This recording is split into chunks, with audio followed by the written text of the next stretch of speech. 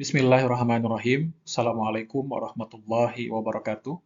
Selamat pagi, siang, sore, atau malam kepada Bapak Dr. Budi Manfaat MSI selaku dosen mata kuliah Metodologi Penelitian dan kepada teman-teman sekalian. Izinkan saya untuk memperkenalkan diri. Nama saya Abdul Kohar, NIM 2530603020. Pada video kali ini, saya akan mempresentasikan hasil menulis proposal penelitian saya yang berjudul Pengaruh Literasi Digital Keagamaan dan Self-Filtered Bubbles di Media Sosial terhadap Moderasi Beragama Siswa Gen Z. Studi ini mengambil lokus di SMA Negeri 1 Kuningan. Langsung saja, penelitian ini dilatar belakangi oleh 3 pilar utama yang saling berinteraksi dalam kehidupan siswa SMA Negeri 1 Kuningan sebagai bagian dari Gen Z. Pertama, realitas digital natives siswa SMA Negeri 1 Kuningan saat ini menjadikan media sosial seperti TikTok, Instagram, dan YouTube sebagai sumber rujukan utama pengetahuan agama. Mereka memperoleh pemahaman keagamaan secara instan melalui konten visual yang melimpah. Kedua, ancaman teknis algoritma. Disinilah muncul masalah fenomena self-filtered bubbles akibat algoritma personalisasi membuat siswa terjebak dalam gelembung informasi. Mereka terus-menerus terpapar pada pandangan yang seragam, yang memperkuat bias konfirmasi dan secara perlahan menutup ruang dialog dengan perspektif yang berbeda. Kondisi ini, jika tidak diimbangi, berpotensi menciptakan polarisasi dan sikap individualistis. Ketiga, krisis literasi digital keagamaan. Meskipun mereka adalah generasi mahir teknologi, riset menunjukkan bahwa tingkat literasi digital keagamaan mereka masih perlu ditingkatkan. Tanpa kemampuan filter kognitif yang kuat, mereka rentan terhadap narasi, ekstremisme, dan hoax yang memanfaatkan media sosial sebagai sarana propaganda.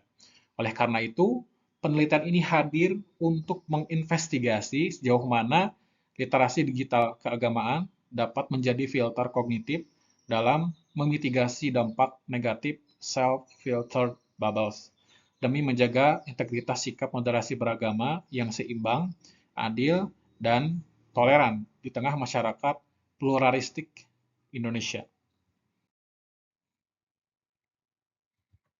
Selanjutnya, pernyataan masalah dalam penelitian ini yaitu, meskipun generasi Z sangat akrab dengan teknologi, digital, dan media sosial, kurangnya literasi digital keagamaan yang memadai serta paparan terhadap self-filtered bubbles di media sosial berpotensi menghambat pengembangan moderasi beragama di kalangan siswa Gen Z SMA Negeri 1 Kuningan, sehingga diperlukan pemahaman yang lebih dalam mengenai bagaimana kedua faktor ini berinteraksi dan mempengaruhi sikap keberagamaan mereka.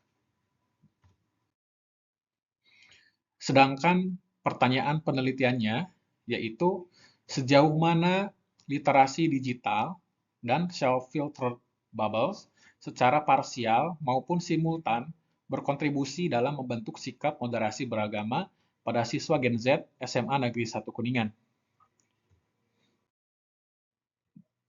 Adapun konsep-konsep dalam penelitian ini diantaranya adalah mengenai literasi digital keagamaan, self-filtered bubbles, moderasi beragama, dan generasi Z. Pertama, literasi digital keagamaan. Dalam konteks kuantitatif ini, saya tidak mendefinisikannya sekadar sebagai kemampuan teknis mengoperasikan gawai, melainkan sebagai kecakapan kognitif siswa dalam mengakses, memverifikasi, dan mengevaluasi konten keagamaan secara kritis guna membedakan antara ajaran yang moderat dan ekstrim. Kedua, self-filtered bubbles. Konsep ini merujuk pada kondisi isolasi digital di mana algoritma media sosial secara otomatis menyaring informasi yang hanya sesuai dengan preferensi siswa. Hal inilah yang menjadi tantangan teknis karena membatasi eksposur siswa terhadap perspektif keagamaan yang berbeda. Ketiga, moderasi beragama. Sebagai variabel dependen, moderasi diukur melalui 4 indikator utama yang telah divalidasi, yaitu komitmen kebangsaan, toleransi, anti kekerasan, dan sikap akomodatif terhadap budaya lokal. Dan terakhir, generasi Z, yaitu subjek penelitian saya di SMA Negeri 1 Kuningan yang merupakan digital natif sejati, sebuah generasi yang pola pikir dan perilaku sosialnya secara inheren dibentuk oleh interaksi intens dengan platform digital. Selanjutnya, untuk memperkuat landasan teoretis riset ini, saya menggunakan dua teori utama yang saling berinteraksi. Pertama, teori ekologi media.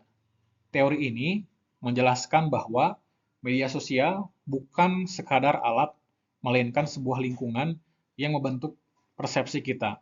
Dalam konteks ini, algoritma atau self-filtered bubbles bertindak sebagai lingkungan digital yang secara sistematis mempengaruhi asupan informasi keagamaan siswa. Kedua, teori kognitif sosial. Teori belajar ini sangat mendukung variabel literasi digital keagamaan. Menurut Bandura, individu tidak pasif terhadap lingkungannya, manusia memiliki agensi kognitif. Di sini, literasi digital berperan sebagai kapasitas kognitif siswa untuk memproses, memfilter, dan melakukan kontrol diri terhadap stimulus dan lingkungan digital tersebut.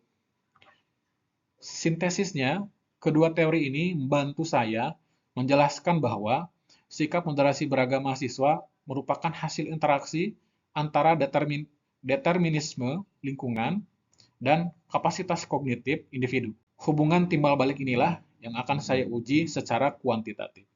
Selanjutnya, penelitian terdahulu yang menjadi referensi pada penelitian ini adalah penelitian yang telah dilakukan oleh Muzayana dan kawan-kawan pada tahun 2025, lalu Mualim pada tahun 2024, dan Baidowi dan kawan-kawan pada tahun 2025.